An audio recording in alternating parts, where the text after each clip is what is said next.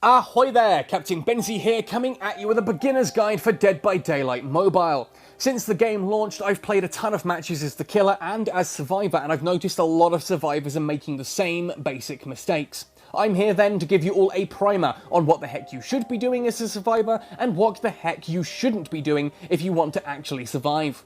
If you enjoy the video, let me know by slapping like on it and consider subscribing to this channel for more content on Dead by Daylight Mobile. What topics would you like to see me cover in future videos? Let me know in the comment section below and come find me on social media. In Dead by Daylight Mobile, the survivors act as a group of 4 in an attempt to escape the killer and survive the trial. Your aim isn't necessarily to survive per se, but rather to earn as many blood points as possible. Whilst the killer earns blood points by knocking down survivors, hooking them and sacrificing them, the survivors get a more varied spread of options. It's worth noting that the maximum score for each category is 8,000 points. Objective points are scored for repairing generators, opening the exits, working together, passing skill checks, basically for anything that moves you towards the goal of escaping. Survival points are awarded for escaping when the killer carries you, struggling against the hook, healing yourself, or of course, surviving. Surviving the trial does award a whopping 5,000 points, so you should do your best to survive. Altruism points are earned by assisting other survivors, whether this be rescuing them from the hook, healing them up, or helping them to escape the killer. Finally, boldness points are scored by interacting with the killer and their objects, which includes things like being chased, sabotaging a hook, blinding the killer with a torch, or entering the basement. As such, if you do nothing at all during the game except escape right at the end, you actually won't earn that many points at all. This system is designed to encourage you to work together and help the other survivors. This idea is vital to winning as a survivor. On your own, you are weak and helpless. As a team, you can accomplish great things.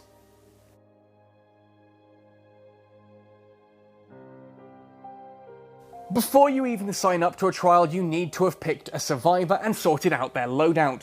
Different survivors have different starting perks, so it is important to have a look at how these work. Claudette is a great starting survivor as her perks are based on team support and healing.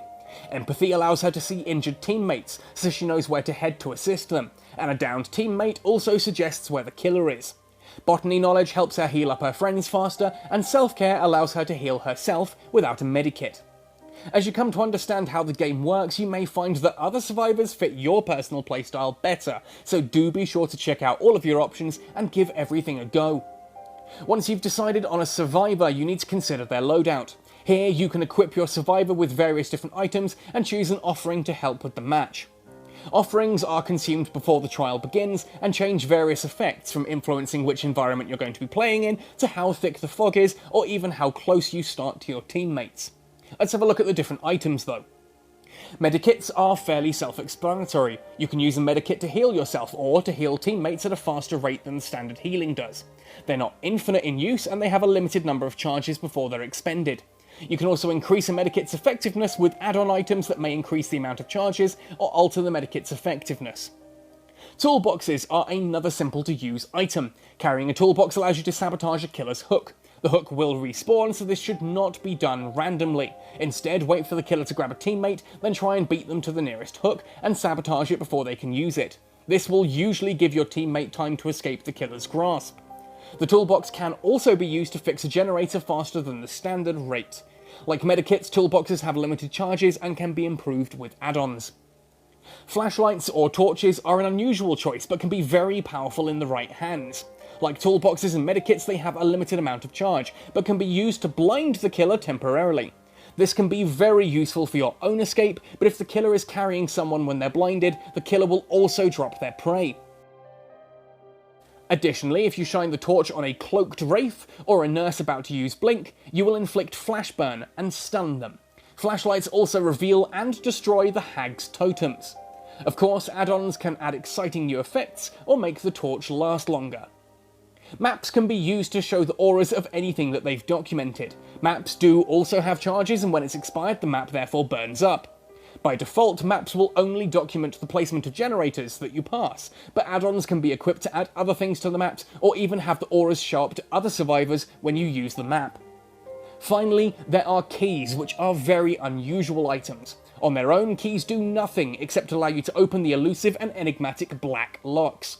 Instead, the key's use comes from the add-ons that you equip to it. You can equip add-ons that let you see the killer or other survivors, for example, or extend the key's duration. Think carefully about what kind of role you want to perform during the trial and equip your survivor carefully for it. Using Claudette again as an example, you could lean hard into her healing abilities by giving her a medikit, or you could equip a flashlight to give her additional utility in a match. Try numerous different things to see what works for you.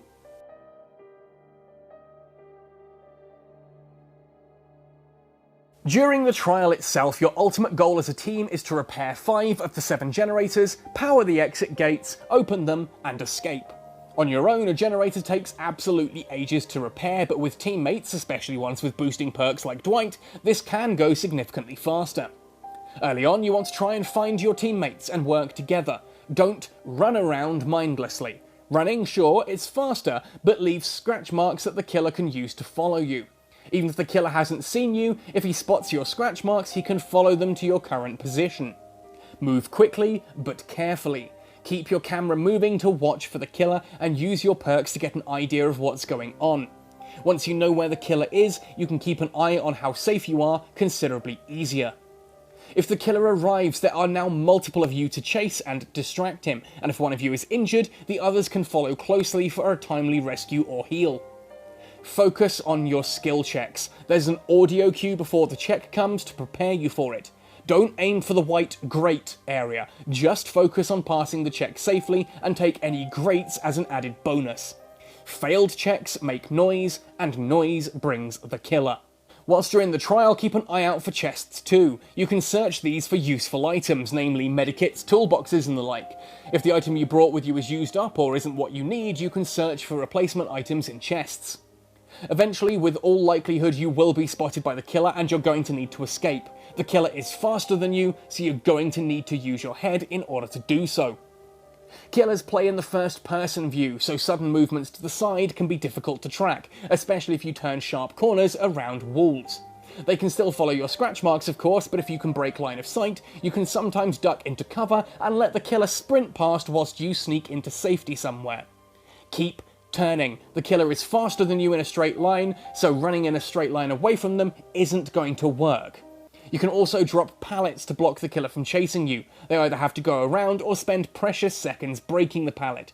Use this to your advantage. Don't run away in a straight line after a pallet drop. Get out of their view, run sideways, around walls, pillars, obstacles, whatever it takes. You can also vault through windows much faster than the killer can. Like pallets, use this to your advantage. Leap the wall, then break their line of sight. Make it as awkward as possible for the killer to chase you. If you're injured but manage to escape, find a safe space to hide, then find a teammate to heal you if you can't heal yourself with perks or a medikit. If you're caught and knocked down, do not give up. Keep slapping the struggle buttons whilst you're being carried by the killer. You can often break free and you will earn blood points for doing so. If you're left downed and the killer runs off, stabilize yourself. If a teammate tries to heal you up from a downed state, then they have to fill the bar fully. The higher you can fill that bar before they get to you, the less time they have to expose themselves and less time they have to spend pulling you up. If you are caught and subsequently hooked, a timer will begin.